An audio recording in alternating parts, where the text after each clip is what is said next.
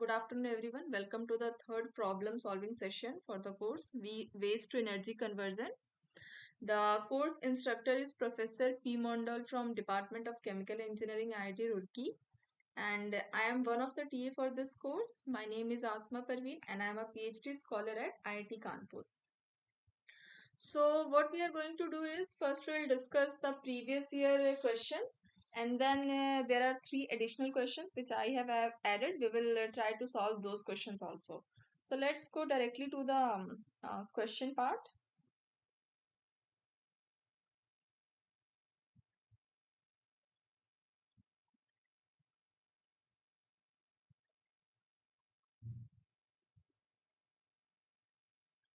So the first question is,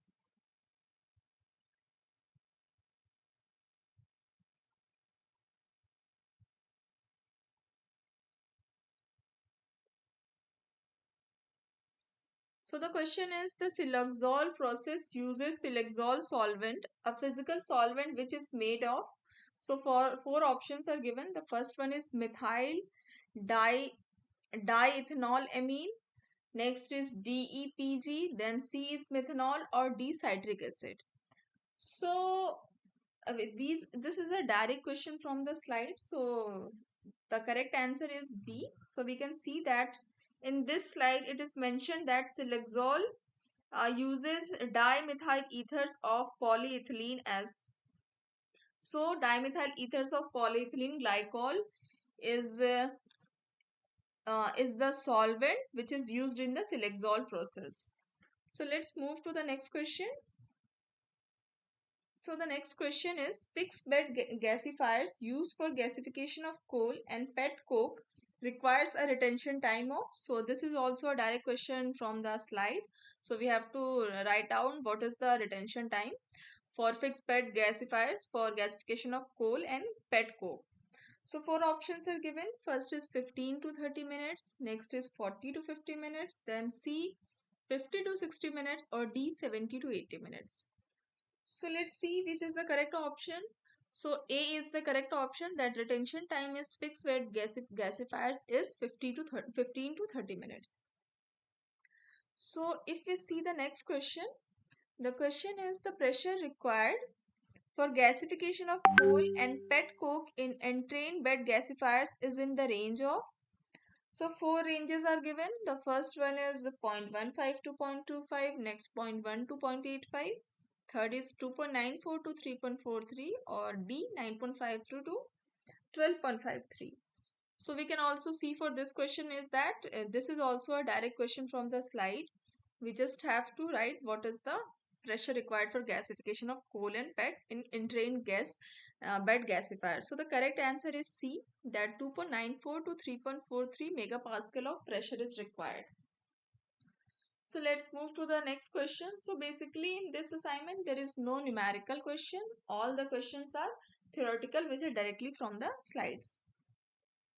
So next question is, we have to write the general formula of paraffinic hydrocarbon. So I have added a slide. So here we can see that in the Fischer-Tropsch synthesis, the general formula for paraffins are written as CnH2n plus 2. So correct option is A. So let's go to the next question.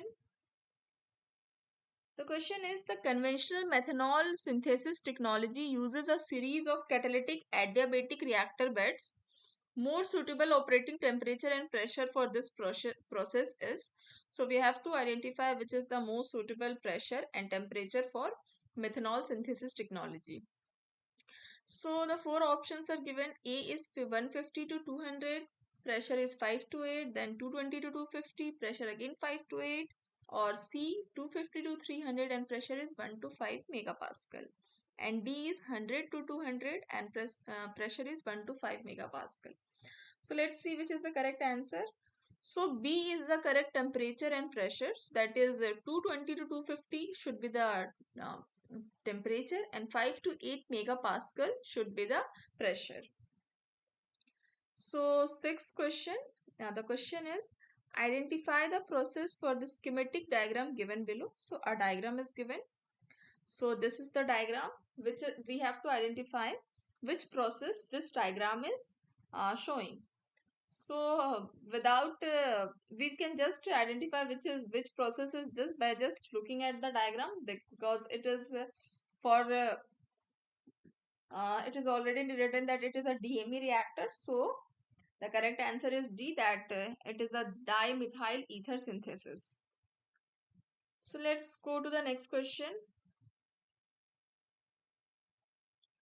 So question number 7 is identify the process from the schematic diagram given below. Again, a figure will be given and we have to identify which process this diagram shows.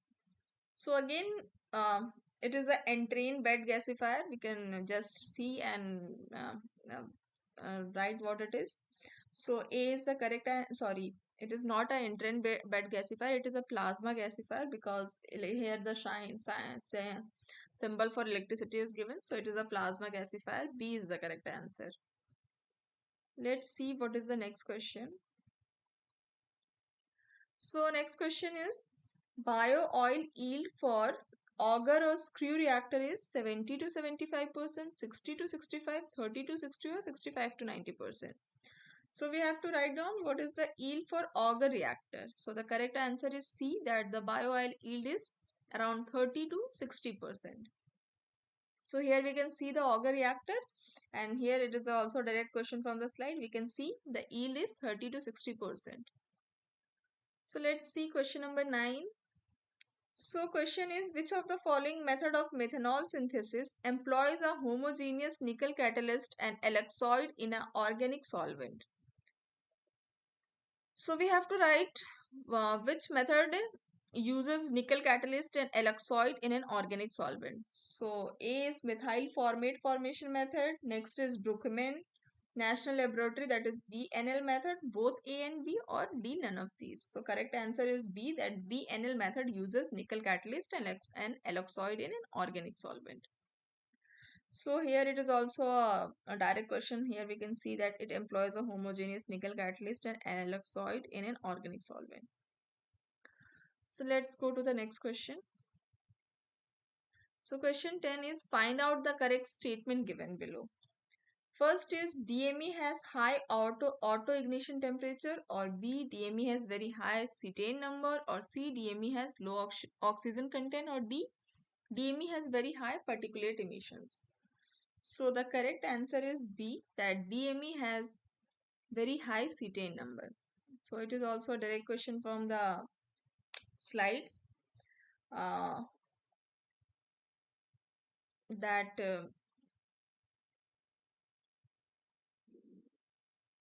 it is a very low auto ignition temperature, very high cetane number, high oxygen content, and very low particulate emissions.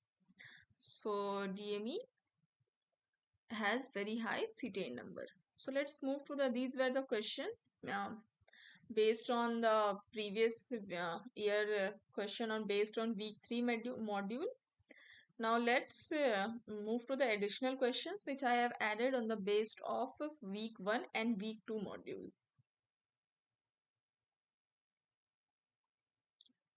So let's see. Sorry, there are one or two more questions based on previous year. So question 11 is syngas feed is characterized by R value. The desirable R value for methanol synthesis is 4, 3, 2, or 1. So the desirable R value for methanol synthesis is 2. It is also a direct question from the slide.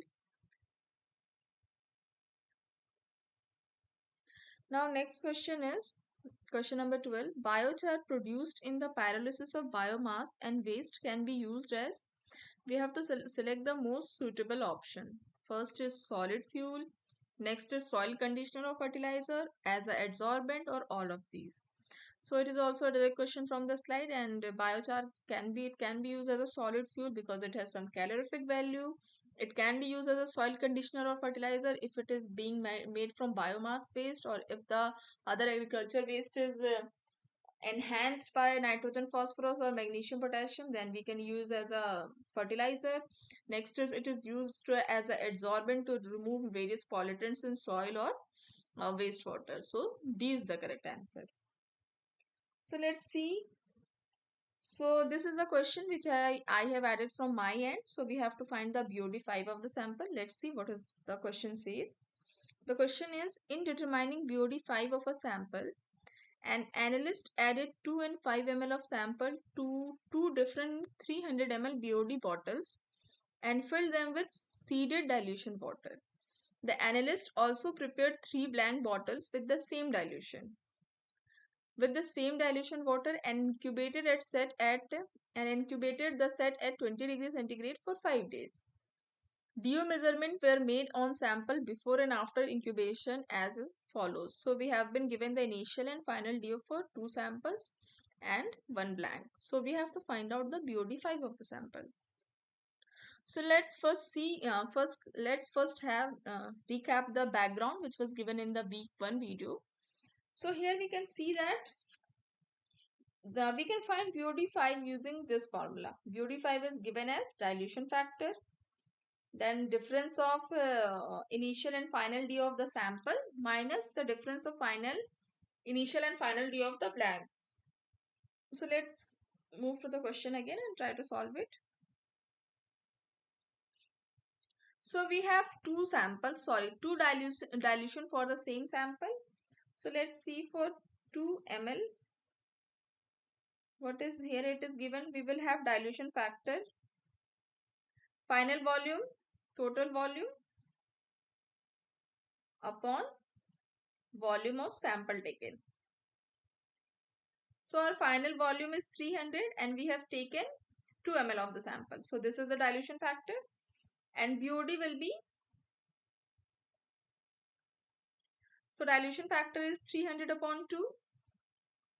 Initial DO for the sample is 8.1, final DO is 5.6, then minus initial DO for the blank is 8 and final DO, sorry, it is 8.2 and final DO is 8. So let's calculate and find out what is the BOD for the first bottle.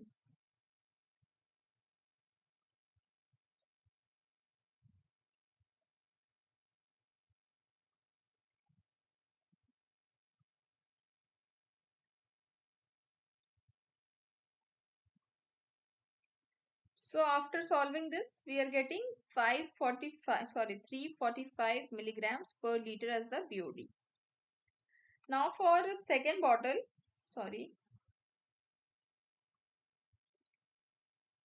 this is for the first one. Now this is for the second one. We will have dilution factor as total volume is 300, sample volume is 5 and BOD 5 will be dilution factor, that is 300 upon 5. Initial BOD of the sample, it will be 8. Final BOD is 1.7 minus initial BOD of blank minus final BOD, and let's calculate this. So we are getting 366 milligrams per liter. Now we have taken two dilution for the same sample. So we will report the BOD as average of these. So BOD will be BOD of first plus BOD of second divided by 2. So first BOD is 345, second is 366 upon 2, that is 355.5 milligrams per liter. So this is the final BOD. So we have also solved question based on BOD in I think week 1 previous year question. So this question was similar to that only. So the only difference was that we are taking two dilutions for the same sample. We are incubating in two different bottles, and then for reporting the BOD we have to take the average of those two. Now let's go to the next question. So similar to this question, we have solved a question I think in week 1 only, that we have to find out the volume of air required for combustion. So the question is, air contains nearly 20% oxygen by volume. The volume of air needed for complete combustion of 100 ml of acetylene will be. So we have to find out what will be the volume of air required. So let's see how to solve this question.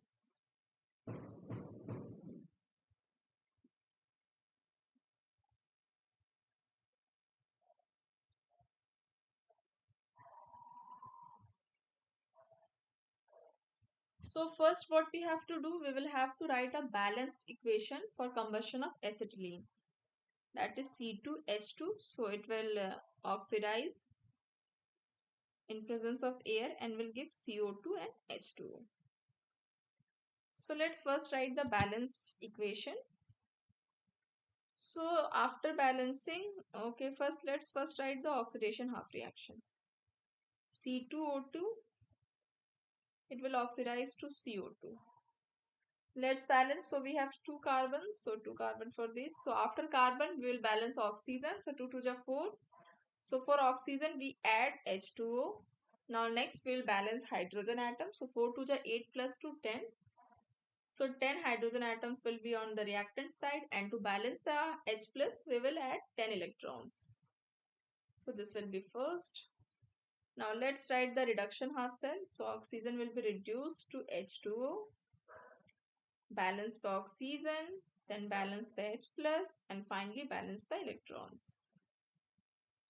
Now the overall reaction will be sum of these, but we can see that the number of electrons are not same on in both the reactions. So we will have to add a common, so we will have to take LCM of 4 and 10 and multiply both these reactions with that, and let's okay, so we will get 5 here, and we will have to multiply equation 1 by 2. So 5 into 420 and 10 into 220. Sorry. So the final reaction will be 2C2H2 plus, let's leave oxygen for now, 5O2 will be there. And if we see hydrogen and electrons, both are getting cancelled out. And on the product side, it will be 5 to the 4 CO2. So 5 to the 10 minus 8 H2O will be 2 H2O. So this is the final oxidation of acetylene. Reaction for oxidation of acetylene. So here from the stoichiometry we can see that 2 moles of acetylene reacts with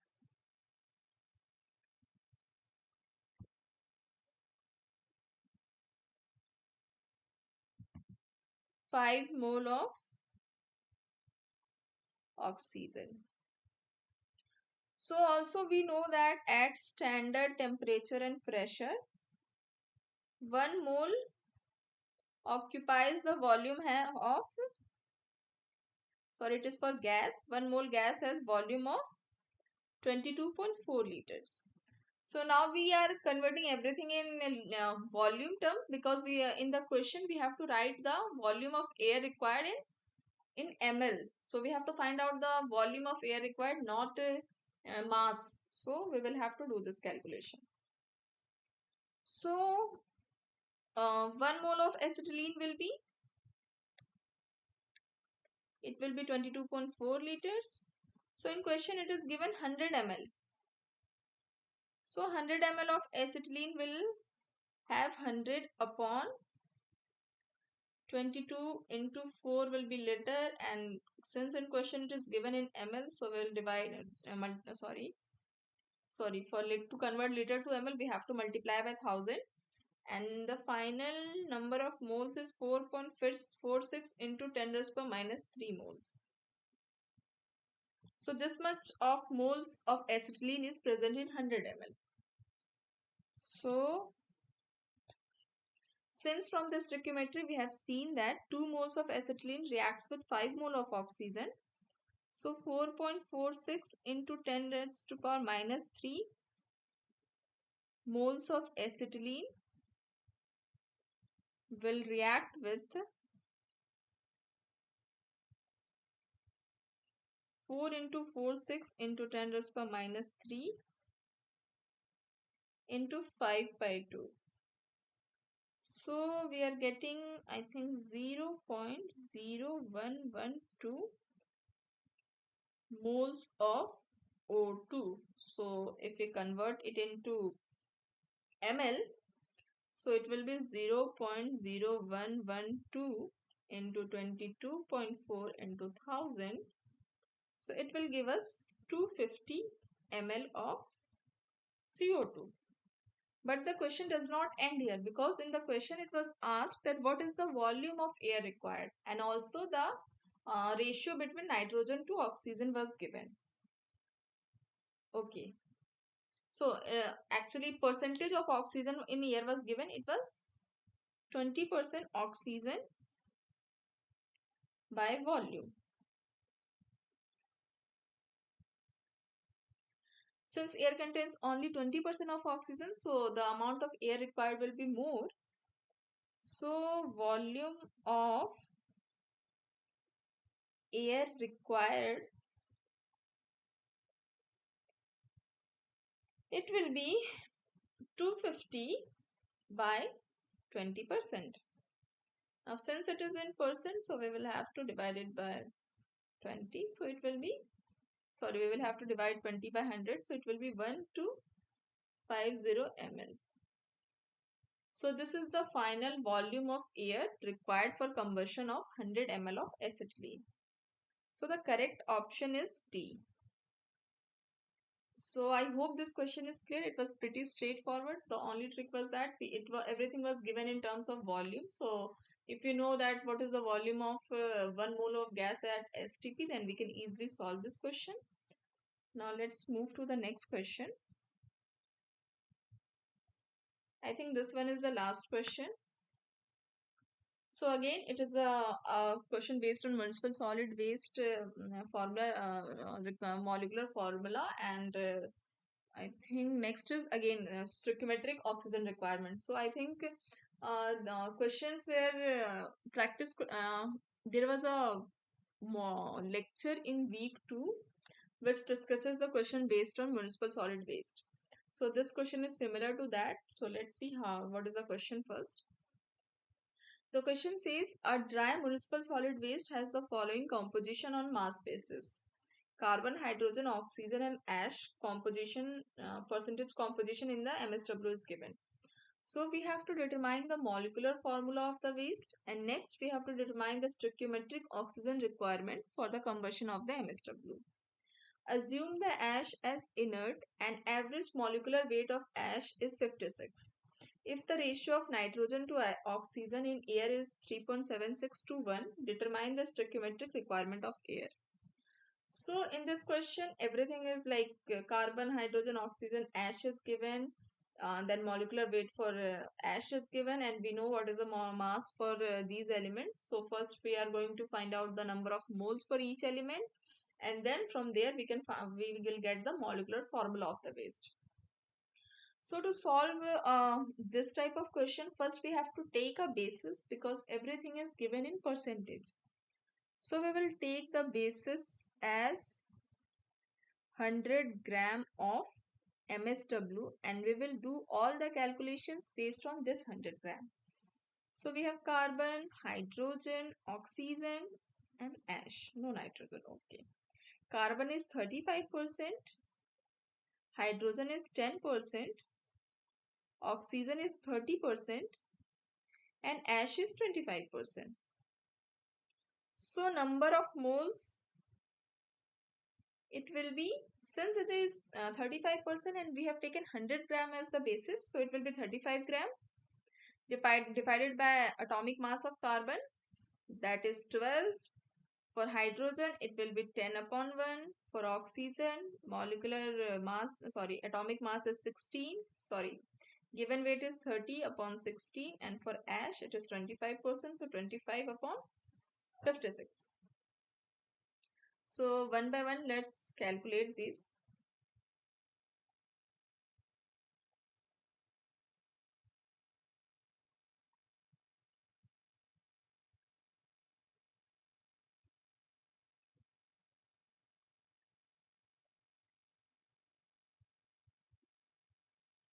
So for carbon, we are getting 2.917 moles.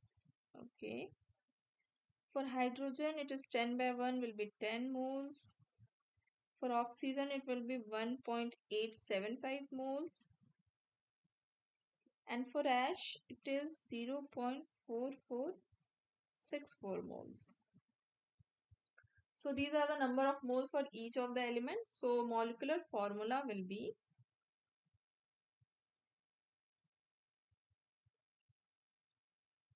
C 2.917,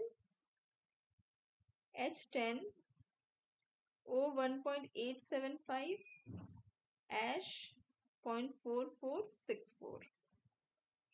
So this is our part A. Now we have to determine the stoichiometric oxygen requirement. So to find out the stoichiometric oxygen requirement, we will first have to write a balanced equation for the combustion of this compound by oxygen into CO2 and H2O. So let's move to the next slide. So the balanced equation for combustion for Ca, Hb, OC and ash is G. This compound will react with D moles of oxygen and it will give FCO2, E moles of H2O and G moles of ash. So suppose this is the reaction. So we have to balance the stoichiometric coefficient on the reactant and product side for each element and then solve these equations and we will get what is unknown stoichiometric coefficient, that is for like D and E. So we only need D, we do not need E, but anyhow, let's see how to solve this. So here A was 2.917, B was 10, C was 1.875 and G was 0.4464. So let's balance the components.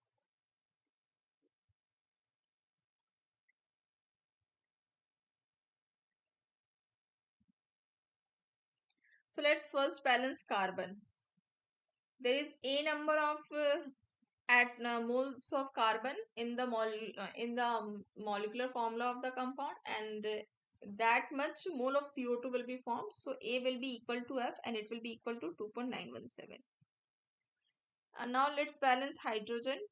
So there in the reactant side there is B number of hydrogen and in the product side that is 2E, and it will be after solving E will be B by 2, that is 10 by 2 will be 5. Next is oxygen.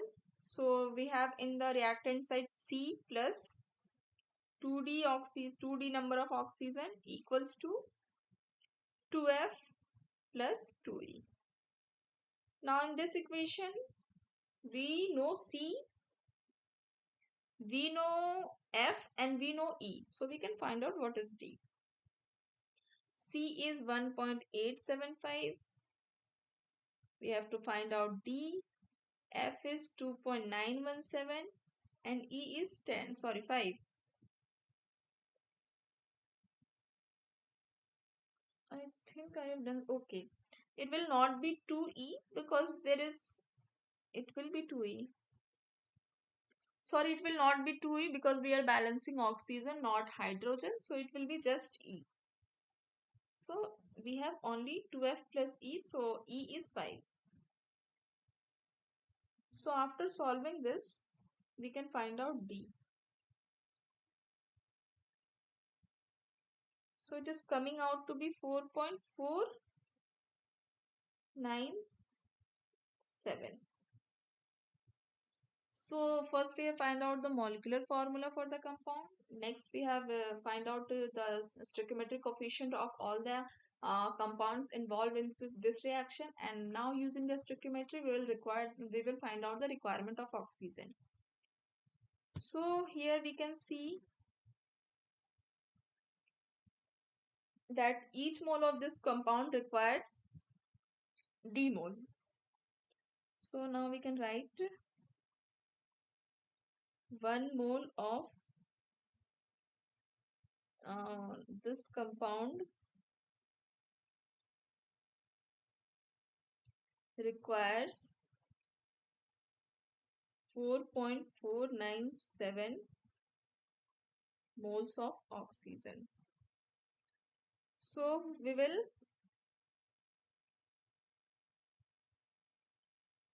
find out terms in 100 grams. it will require 4.497 moles of oxygen. So oxygen has a molecular mass of 32. So by multiplying it by 32, we will get 143.92 grams of oxygen is required. But in the question, oxygen is not asked. In the question, we have to find out what is the uh, stoichiometric coefficient of oxygen required. Okay, so in the first part, we have to find out the oxygen, and in the next part, that is the part C, we have to determine the stoichiometric requirement of air if ratio of nitrogen to oxygen is 3.76 to 1. So let's see, nitrogen to oxygen is given as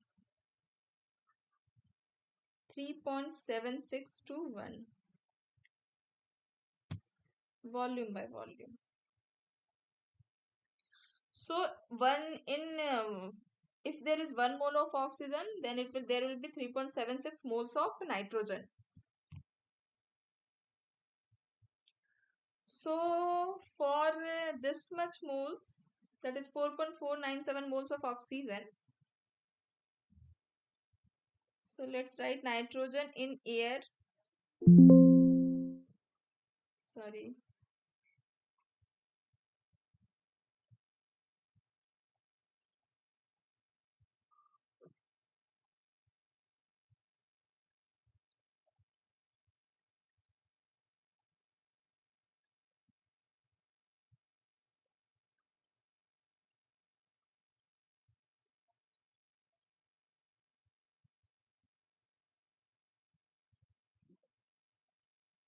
So nitrogen in air containing this much of mole of oxygen will be 3.7 times. So 3.7 times into 4.497. So it will be around 16.91 mole. So we will convert these number of moles into mass and then find out what is the total requirement. So mass of our nitrogen will be, so 28 into 16.91, it will be 473.4968 grams. Okay,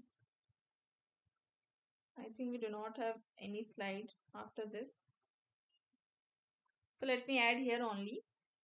So mass of air required will be, so it will be sum of the mass of oxygen and nitrogen. So oxygen was, I think, 400 something. Oh, sorry, it was 143.92 grams, and nitrogen is 473.49 grams. So by adding these, we are getting 6147. Sorry, 61, not 4, 617.417 gram of uh, oxygen per 100 gram of MSW. So since we have done the calculation by taking the basis of 100 grams, and we have also found out the for 100 gram of the MSW how much of oxygen and nitrogen is required. So we will also write the mass of air required in the terms of grams of oxygen per 100 gram of MSW. And if we want to convert this into per gram of MSW, then we will just divide it by 100. It will be 6. Let me do that. 6.17 gram of sorry, not oxygen, it will be air. Grams of air per gram of MSW. So this will be that. So these were the question. So first we have solved, I think, 12 or 13 question based on previous year, and then we have solved 3 more questions. So every week, well, what I try to do that I will add some numericals so that it will be engaging for you all, because some of the modules there are only theoretical questions. So we will try to solve the previous year questions, and then we will solve 1 or 2 numericals. So these were the questions for today. We will meet on next Saturday from 3 to 5 p.m. On the same for the week 4 questions. So thank you and have a nice day.